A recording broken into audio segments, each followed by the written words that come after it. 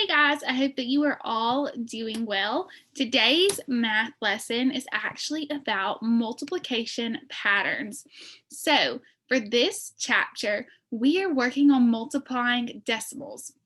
Today, our objective is that you will be able to identify patterns when multiplying by 10, 100, and 1000. So, the most important thing when we're multiplying by decimals is that you must identify the decimal first or know where the decimal is. So, in our first problem, and I just have my little chalkboard at my house right now, so this is how we're going to look at it. We have 0.31 times 10. Okay, and so when we're looking at 0.31 times 10, we can see that the decimal is right here and it says 0.31 or 31 hundredths. So the rule when we're multiplying by 10, 100, 1000, any number with an amount of zeros, that is a 1. So 10, 100,000, 10,000, 100,000, right? For every zero that is multiplied, you move the decimal over to the right once. So for example, we have 0.31 times 10. How many zeros are in 10? 1. So we're going to take this decimal and move it over to the right once, and that becomes, you can keep your 0 or you can get rid of it, right? Because it doesn't need to be there. We moved it over. So it becomes 3.1. So 0.31 times 10 is just 3.1. So the biggest thing you need to know is identify where the decimal is, move it over to the right one, and that's your answer because our 10 had 1 0. So let's try another one really quick. Alrighty. If we look at this problem right here, I have 9 and 876 thousandths, okay?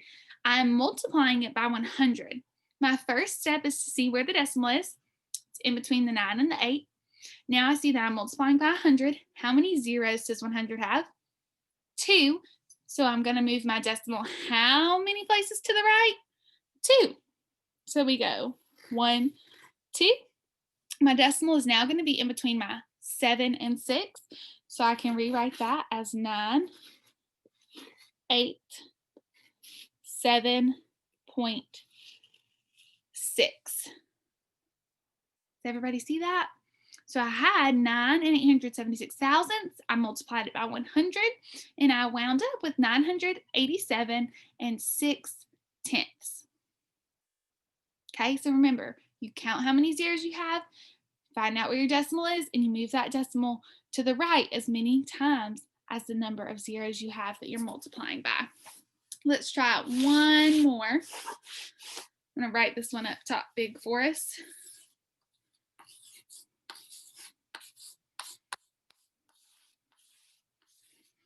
We have 987 thousandths and we're multiplying it by 1000. We need to look for that decimal. We see it's in between the 0 and 9, right? How many times do we need to move it to the right? 3. How did you know that? By counting the zeros in the number you're multiplying by. So if I write 0.987 or 987 thousandths and I move it to the right 3 times, 1, 2, 3, my new answer is 987 because my decimal comes behind that 7 and I could add a 0 if I wanted, because remember, as many zeros as you add to the end of the decimal, it doesn't change the value. I hope that you have learned a lot from this lesson. The biggest takeaway is find your decimal, see how many zeros you have in the number you're multiplying, and that's how many times you move that decimal to the right. I hope this helps you guys. I will see you tomorrow for our lesson, and then Wednesday is going to be a catch-up day. We'll talk more about that tomorrow. Have a great day, guys.